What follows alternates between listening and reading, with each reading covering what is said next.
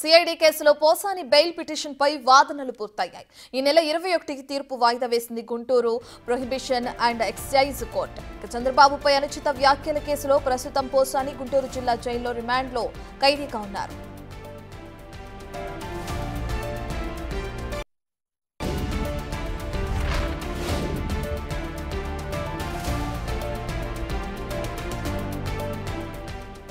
పూర్తి డీటెయిల్స్ అందించడానికి మా ప్రతినిధి సాయి శంకర్ అందుబాటులో ఉన్నారు. రైట్ సాయి శంకర్, ఇప్పటికే మనం చూసుకుంటే సిఐడి కేసులో పోసానికి సంబంధించి బెయిల్ పిటిషన్ పై వాదనలు పూర్తవడం కూడా చూస్తున్నాం. అప్డేట్స్ ఏ విధంగా ఉన్నాయి?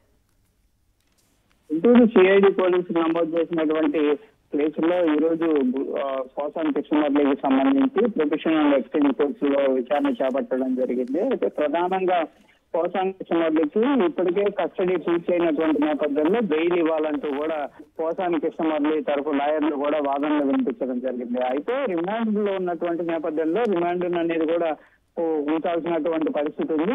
ఇప్పుడు ఆయనకి బెయిల్ ఇస్తే ఈ కేసుకు సంబంధించినటువంటి అంశంలో ఉన్నటువంటి ఎవిడెన్స్లు తారుమారయ్యేటటువంటి అవకాశాలు ఉంటాయి కాబట్టి బెయిల్ ఇవ్వద్దు అంటూ కూడా సిఐడి తరఫు కూడా వాదనలు వినిపించడం జరిగింది. అయితే ఇరుపక్షాల వాదనలు పూర్తవడం అయితే జరిగిందనే విధంగా సమాచారం అందుతుంది. కాకపోతే తీర్పుని ఈ నెల 21కి వాయిదా వేయడం జరిగింది. ప్రస్తుతం గుంటూరు జిల్లా జైల్లో పోసాని కృష్ణమూర్తి ఈ కేసులో రిమాండ్ లో ఉన్నారు. 23వ తారీఖు వరకు కూడా రిమాండ్ ఉన్నటువంటి నేపథ్యంలో మరి 21వ తారీఖు ఎల్లుండి ఈ కేసులో బెయిల్ వస్తుందా లేకపోతే ఎలాంటి పరిస్థితులు ఉంటాయనే చూడాలి. అయితే ప్రస్తుతం ఒకవేళ కనుక బెయిల్ ఇచ్చినప్పటికీ కూడా వేరే కేసులు కూడా పోసాని కృష్ణమూర్తి మీద నమోదవుతున్నటువంటి నేపథ్యంలో మరో కేసు కూడా పీటీ వారెంట్లు వేసేటటువంటి అవకాశాలు ఉన్నట్లు తెలుస్తుంది. ఏదైనప్పటికీ కూడా 21వ తారీఖు బెయిల్ పైన పోసాని కృష్ణమూర్తి విడుదలవుతారా లేకపోతే మరో కేసుకు సంబంధించినటువంటి అంశంలో ఆయన్ని రిమాండ్ తీసుకునేటటువంటి అవకాశాలు ఉంటాయా లేకపోతే రిమాండ్ 23 వరకు ఉంది కాబట్టి అప్పటి వరకు ఈ బెయిల్ పిటిషన్ ని మూవ్ చేయకుండా ఉంచేటటువంటి పరిస్థితులు ఉంటాయన్నది కూడా చూడాల్సినటువంటి పరిస్థితి.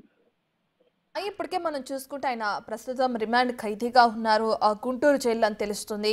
ఇక ఇప్పుడు ఏదైతే వాదనలు జరిగాయో దానికి సంబంధించిన తీర్పు 21కి వాయిదా పడింది. అంటే ఇప్పుడు రిమాండ్ లో ఉన్న పోసానికి సంబంధించి ఏ విధంగా విచారణ ఇంకా ముందు కొనసాగే అవకాశం కనిపిస్తుందంటారు?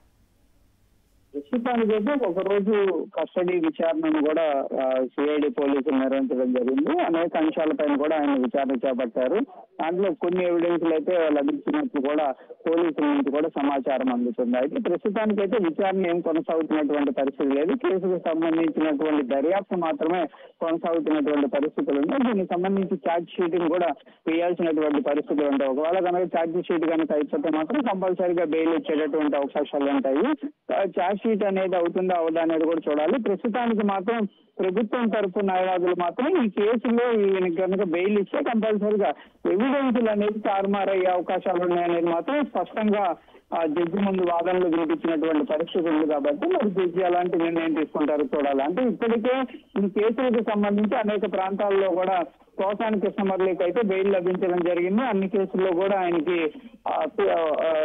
బెయిల్ ఇచ్చినటువంటి నేపథ్యంలో ఓన్లీ గుంటూరు సిఐడి పోలీసులు నమోదు చేసినటువంటి కేసులో మాత్రమే ఆయన రిమాండ్ లో ఉన్నారు కాబట్టి ఆ కేసులు అంటే గతంలో బెయిల్ పొందినటువంటి కేసులకు సంబంధించినటువంటి అంశాలను కూడా ఈ రోజు కోర్టుల్లో కూడా పోసాని కృష్ణమూర్తికి సంబంధించినటువంటి న్యాయవాదులు అయితే చెప్పినటువంటి పరిస్థితి ఉంది. మొత్తంగా మరి 21వ తారీఖు పోసాని కృష్ణమూర్తి వాదనలకు సంబంధించినటువంటి వాదనలు ఏకీభవిస్తారా లేకపోతే సిఐడి పోలీసులు చెప్తున్నట్టు రిమాండ్ ని కొనసాగించేటటువంటి అవకాశం ఉంటుందా అనేది తెలియాల్సిందే. Right, thank you Sai.